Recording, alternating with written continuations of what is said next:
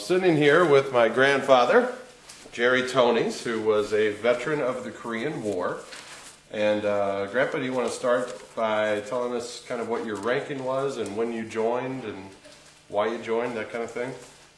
I was in service in the Army after the end of World War II and got to be a second lieutenant. At that time, I was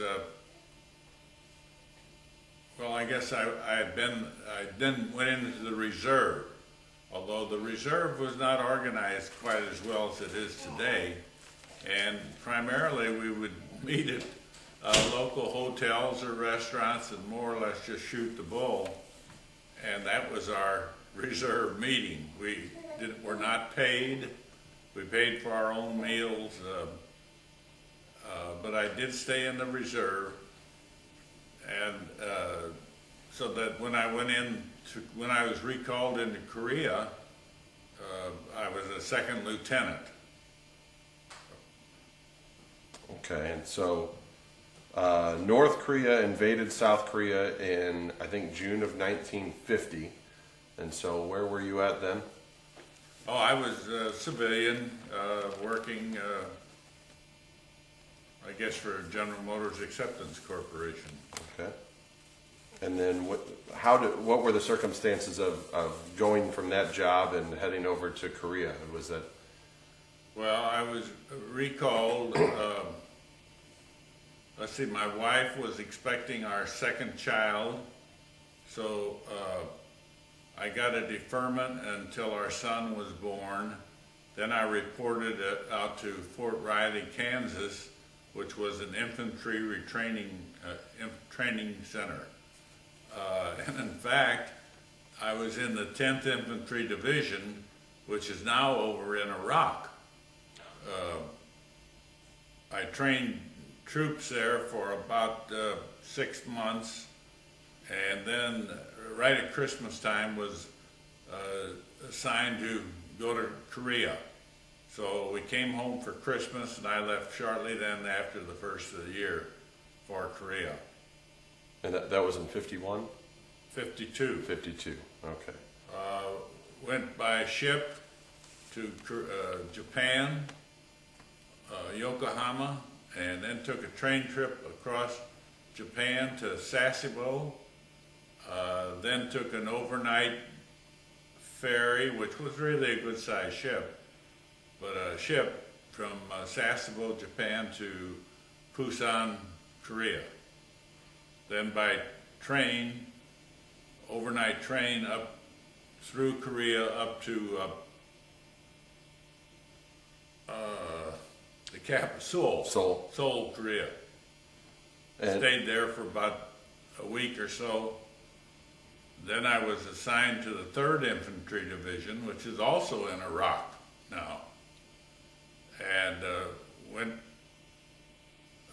reported into the regimental commander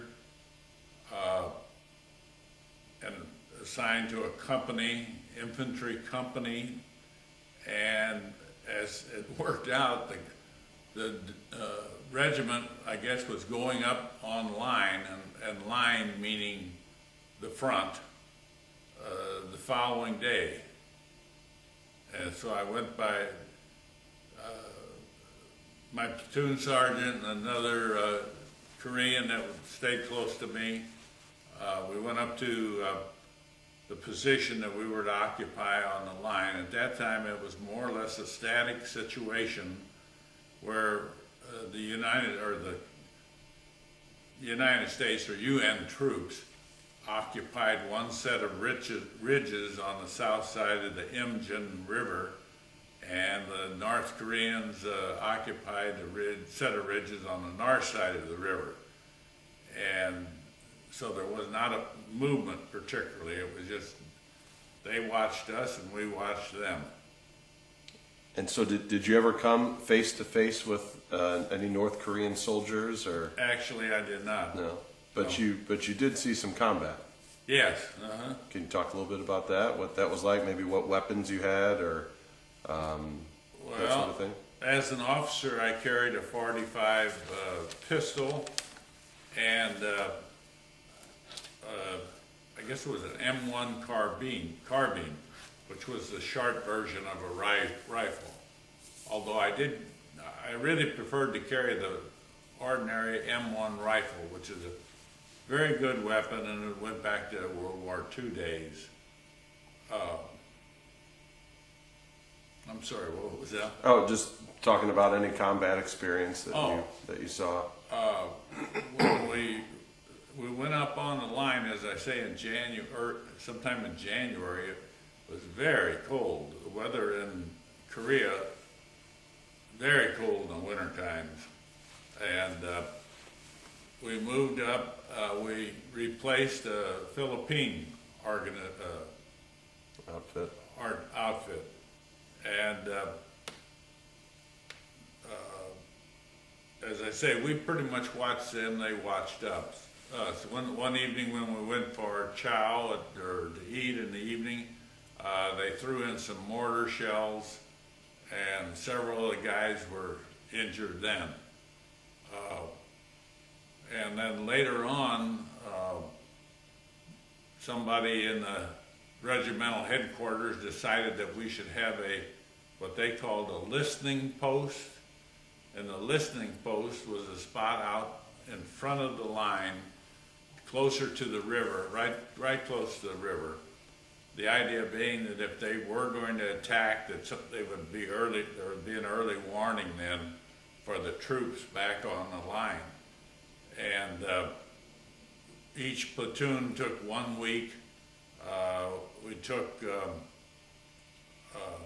wire, concertina wire, which was a kind of,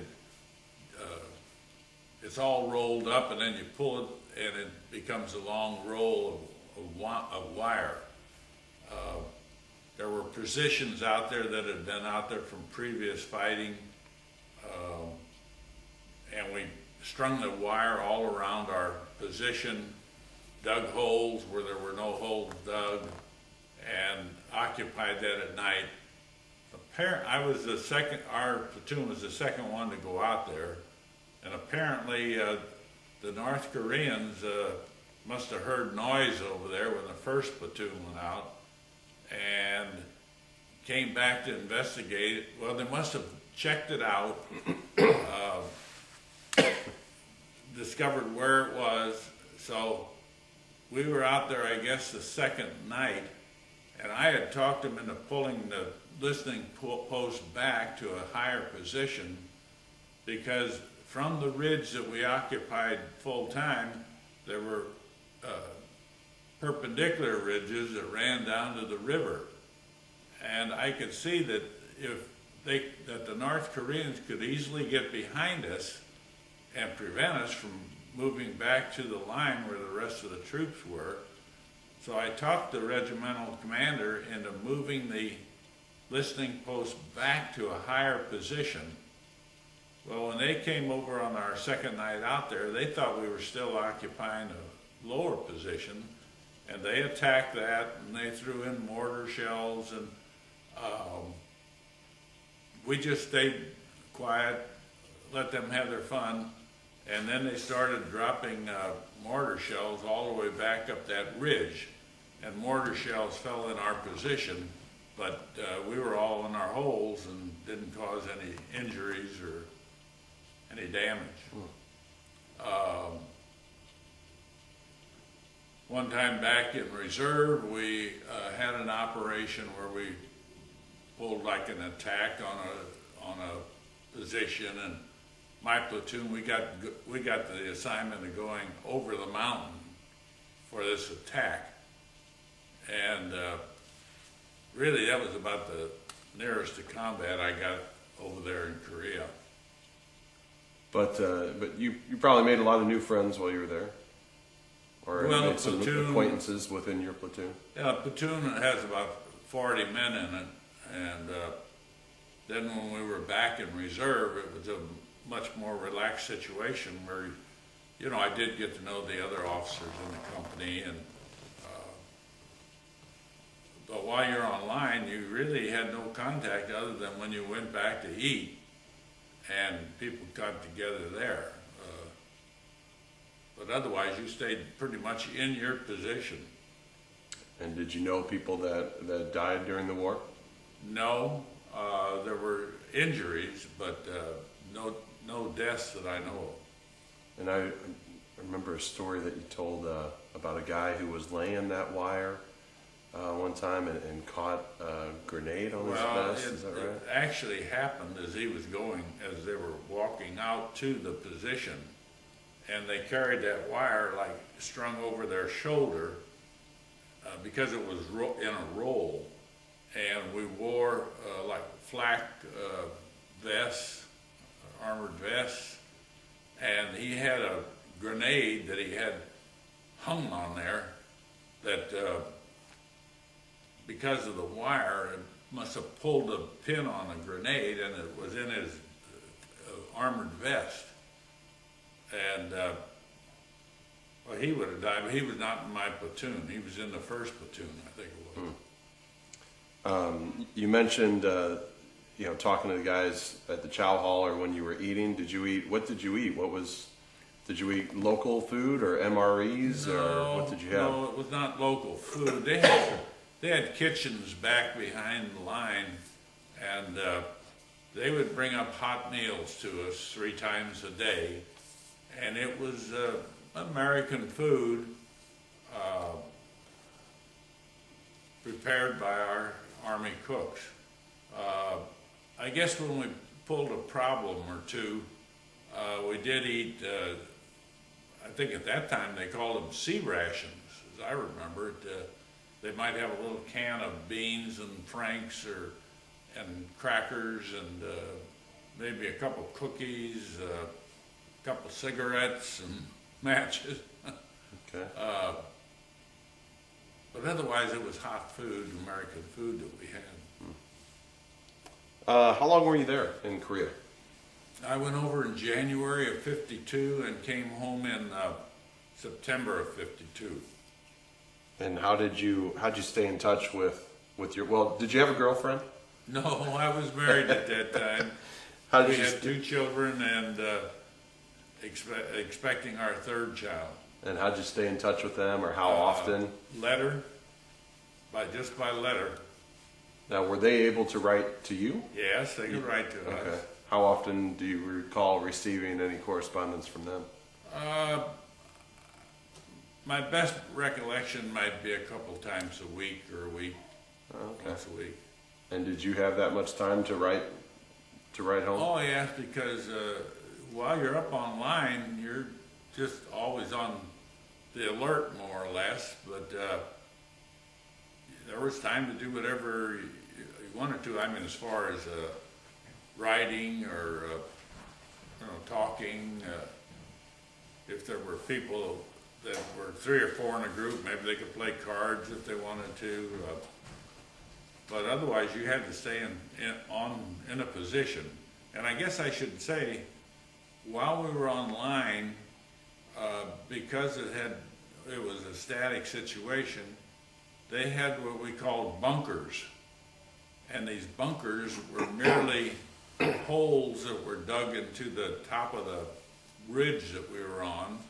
And then they'd get some trees. There were very few trees in the area. They were either all blasted away or had been cut down. But they took trees and put a roof then on this hole and covered it with dirt.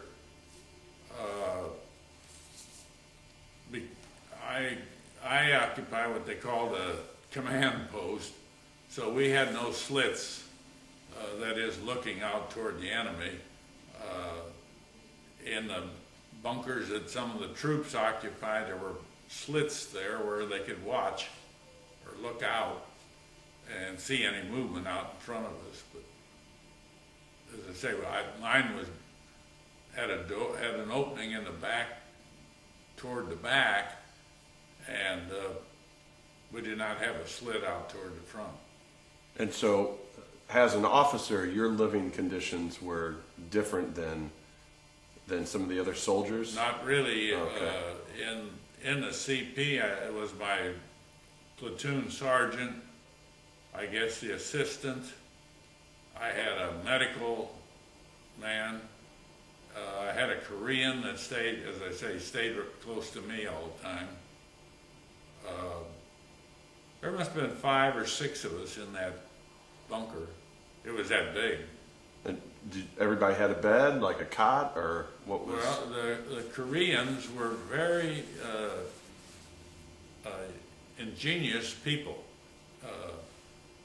We had maybe 5 or 6 Koreans in my platoon. And as I say, the one stayed close to me, and they took limbs from trees and made bunk beds almost out of them. They would take communication wire, which is very thin wire, but coated, covered, and string that back and forth and make like springs out of them. And then we'd lay our sleeping bag and blankets on top of that. And it was really quite comfortable. It was like a double bunk bed, you might say, with metal springs, only they used this wire to make the spring.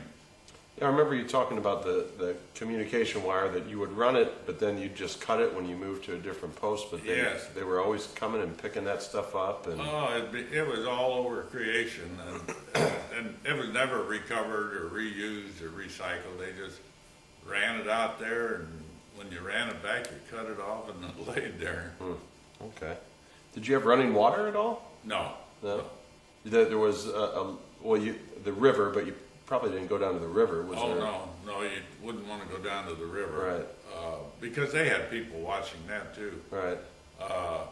No, they would bring up what we call, they were lister bags. There were big canvas sacks that hung on a tripod like, and that water was purified by chemicals, I guess. Okay. No, there was no bathing to speak of particularly. I think I went from January to probably April before I had a shower. Wow. Excuse me, just a second here. Well, you said you were with some of the Koreans. Were you in villages or towns or cities? Oh, no.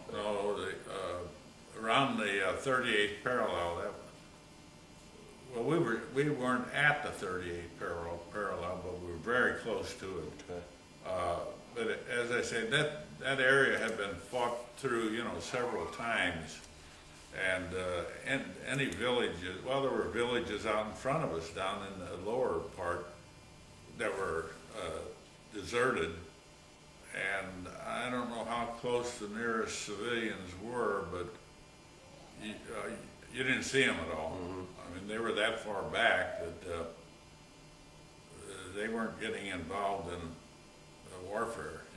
So you didn't kind of experience a whole lot of the culture of Korea necessarily? Well, now, the last month that I was in Korea, I was assigned to the regimental replacement center. That is where new troops came into, or the older troops who were coming back to the States would pass through to come home. And now that was right out of Seoul, just on the outskirts of Seoul. So I did experience a little bit of their culture. They were a good 100 years or 150 years behind the United States. There were many Koreans, I think, who didn't know what was on the other side of the mountain. That they lived in the valley and they just didn't travel. They didn't move around very much. They lived somewhat in compounds where I think families just stayed together. It was the oldest member of the family to the youngest, whether that be great-grandparent to grandchild. They were primarily farmers, rice farmers primarily. Had no modern equipment whatsoever. they tended to their paddies, and they knew how to move the water around from one paddy to another. But very backward people. Women carried their children on the back like the Indians used to in this country. Well, I guess both men and women wore ankle-length clothing, white primarily. I don't know whether that would have been a cotton or linen. The old gentleman wore what we call kind of a bird cage hat. It was a tall cylinder-like hat, mesh that was open, and they had a brim on the side of them here. I don't remember seeing what ladies wore as far as hats. I'm not sure there. But the ground in their family area was so hard from having been lived in for I don't know how long. It was like concrete. And when they also grew some grain. And when they cut the grain, it was put in like sheaves, like corn is in this country.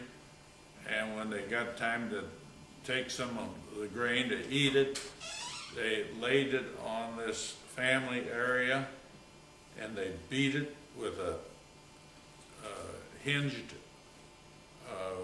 wooden beater and knocked the grains off of the shafts, and then they would sweep it all together and put it in like a blanket or sheet or something, throw it up in the air so that the wind would blow the shaft away, and the grain, being heavier, would fall into the sheet, and they'd keep that up until all the shafts had been blown away. Very, very primitive. There were no tractors. Well, no, there really weren't any tractors. And certainly American farmers at that point were using a lot of technology. Oh, yes. Yeah. Yes. Yeah. That's interesting. Did you ever get to meet MacArthur? Never saw the man. No? Never saw the man. How would you say that the war affected you? The first time I went into service, I was single, young, carefree. It was a real good experience. The second time, having a family and being older, it disrupted my life.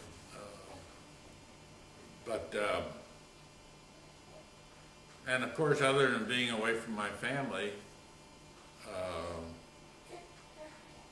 I don't know that it had any bad effect. It didn't particularly have any good effect on my life, though, either. Yeah, I was too far along for that experience. If it had happened when I was 18 or so, it would have been a lot different. How old were you then when you got there? I was, 25. Okay, yeah. So how did you feel when you were fighting, or when I remember one time you told me you had to call in some bombing raids, or not a bombing raid, but mortar shell fire, I guess. And, Yes, that night out on the listening post there, I called in some mortar fire, and it hit out in front of us where it should have. It was comforting to know you had some support behind you. Now, I never, in my experience, there was very little air combat. Well, in fact, there was no combat. We had the airplanes, and we would have airplanes dive and bomb them, but we were not bombed in return. I don't know whether they didn't have aircraft or they had it in a different area or something, but I didn't see any aircraft other than our own. And no helicopters or nothing like that. Did you carry anything with you for luck, or do anything for luck? Say your prayers. That was the only piece of luck I had, was to say your prayers. Yeah. I think we're just about. Oh, here's one. If we would have attacked China like MacArthur kind of wanted to, do you think we would have won, or what do you think would have happened if we would have done that? Well, it would have had to been a all-out effort. You know, the United States is a powerhouse. Maybe more so then than it is now, but it was a powerhouse. If Germany and Japan had really sat down and figured out World War II, I don't think there would have been a World War II. We at that time were just the biggest, or I shouldn't necessarily say biggest, because as far as population and whatnot, but when it comes to power and organizing a warfare, we were unbeatable at the time. It would have been a whole lot different. You'd had a lot more people involved, but I think in the end we would have won, no doubt about it. This country at that time could just blend together and make such a formidable group. There's nobody could have beat us in the world, I don't think. And you're referring to our ability to mobilize and manufacture and all the industry and you know, not only the soldiers but all that behind the scenes stuff that supports the soldiers. Equipment and right. as far as feeding and fueling and we would have come up with more equipment undoubtedly. Korea, with the war, you know, there weren't nearly the people involved, number of people involved with World War II. There was not nearly the equipment involved. Yeah, I think even though China has a lot of people and there's a lot of area up there, given the amount of time, we could have conquered that too. So after Korea, when you came home from Korea, if you would have been, you know, given the chance to serve again, would you have done that, or? Oh, I think so. Yeah. We owe so much. This country is not perfect, but it sure is second to none in the world, in my opinion. And patriotism was much greater at that time. World War II, you know, really made people patriotic, and that had only been, what, 8 or so years before. I'm sure that there was enough patriotism in this country that I would have gone, even having a family, and I think I owe it. Did you have any? Were you awarded any medals or honors or anything like that from your service? No, I was promoted to first lieutenant, but I don't have any medals of any consequence. I think that's all the questions I have. Is there anything else that you can think of that you'd want to add, or? I think the tape's probably got about a minute left on it. No, offhand, I don't think so. It was an experience. As I said, there was probably some good, some bad. I did not really make any lifelong friends from the experience. I've gone back to reunions of our division, and there's still strong feelings there among the people who come to these reunions. Very, very emotional when they have prayers for the fallen members of the organization. I hope you get a lot out of your history lessons. Korea was an important part of history to me and my family, but in the long run of things, it was just another battle, I guess. One of the forgotten wars, is Yeah. what the historians sadly Right. refer to it as. But, well, Grandpa, thank you very much. Oh, you're I welcome. appreciate it. Good luck, kids.